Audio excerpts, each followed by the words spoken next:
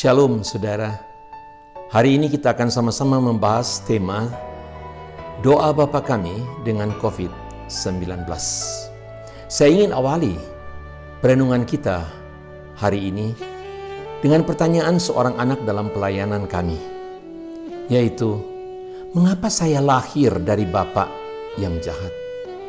Mengapa saya lahir dari Bapa yang ingkar janji, bohong, tidak bertanggung jawab?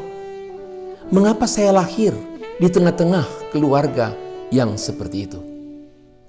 Saudara, apabila ada seorang yang dengan terluka hatinya oleh karena kehidupan yang demikian di dalam rumah tangga, tidaklah mudah baginya untuk memahami pengajaran Tuhan Yesus yang mengajarkan tentang Bapa yang baik, Bapa yang memelihara, Bapa yang mengampuni. Tetapi sudah sekalian, baiklah, pada saat ini kita akan sama-sama memikirkan doa Bapa kami yang Tuhan Yesus ajarkan kepada murid-muridnya, yang saya ambil dari Injil Matius pasalnya yang ke-6, yang dimulai dari ayatnya yang ke-9. Karena itu berdoalah demikian, Bapa kami yang di sorga, dikuduskanlah namamu. Saudara, kata Bapa begitu manis.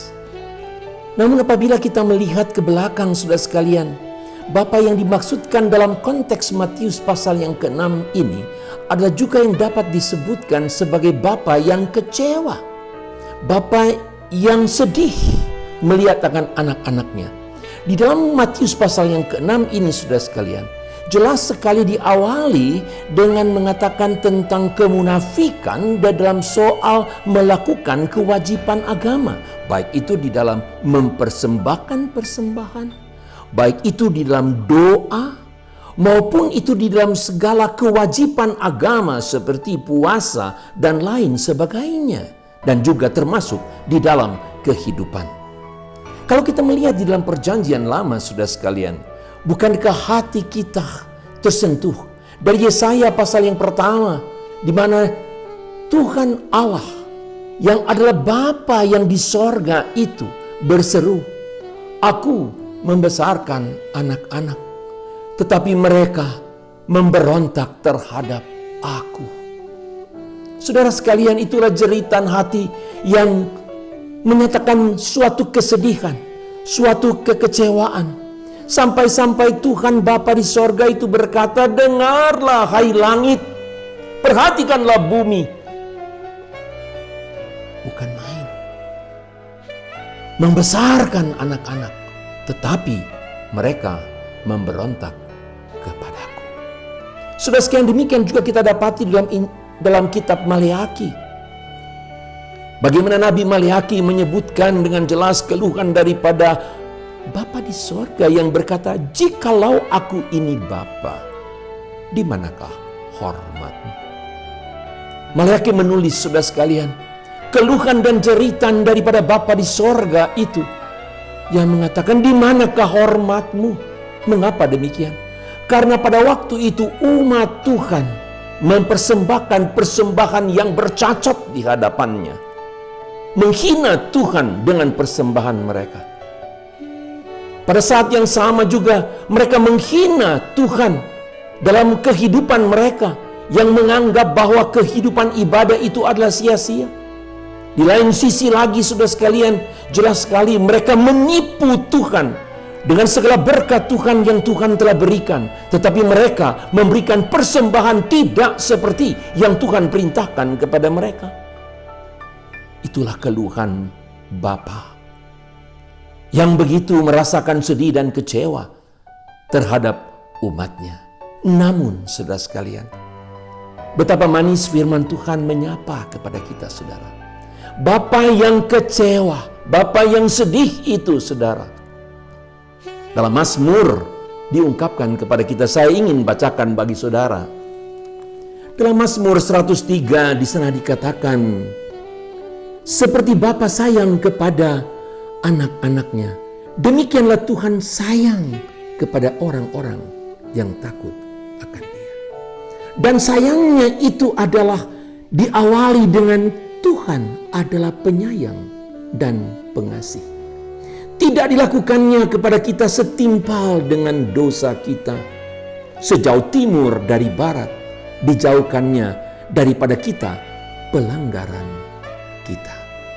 Itulah Bapa yang Tuhan Yesus ajarkan kepada murid-muridnya, yaitu Bapa yang kecewa dan sedih melihat anak-anaknya, tetapi juga sekaligus adalah Bapa yang dengan begitu murah hati, penyayang, dan pengasih mengampuni dosa. Yesus Tuhan juga memberikan satu contoh yang jelas sekali dalam Lukas pasal yang ke-15.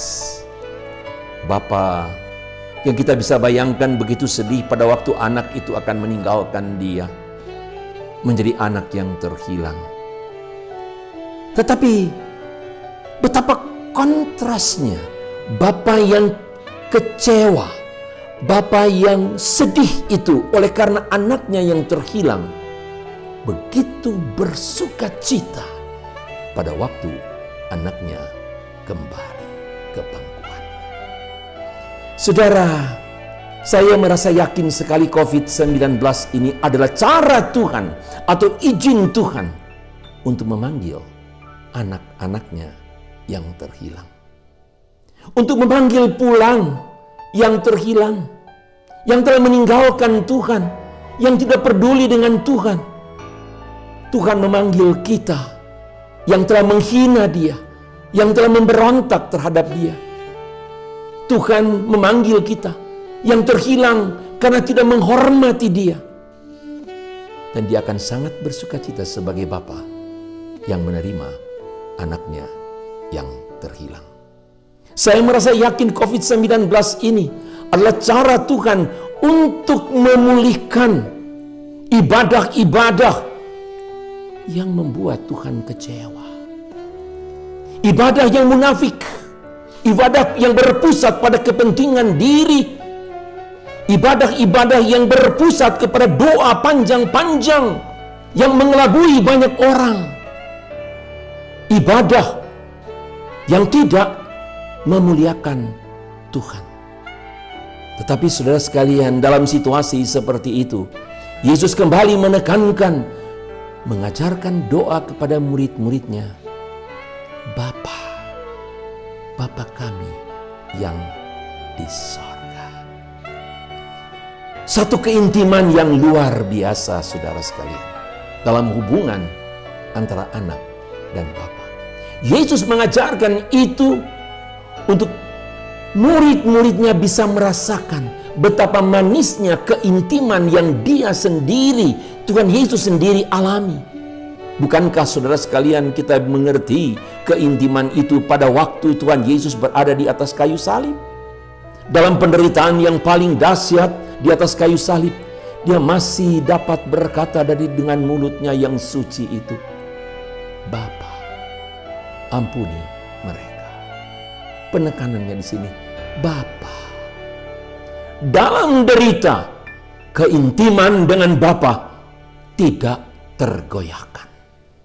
Dan itulah yang Tuhan Yesus ingin ajarkan kepada murid-muridnya.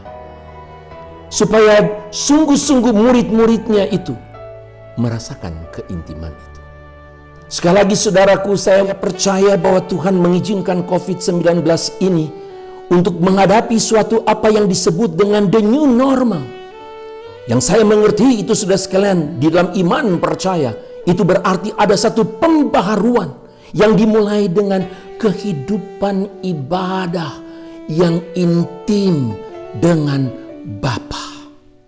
Satu kehidupan keseharian yang berjalan bersama dengan Bapa dalam keintiman di tengah-tengah pergumulan yang seperti apapun juga.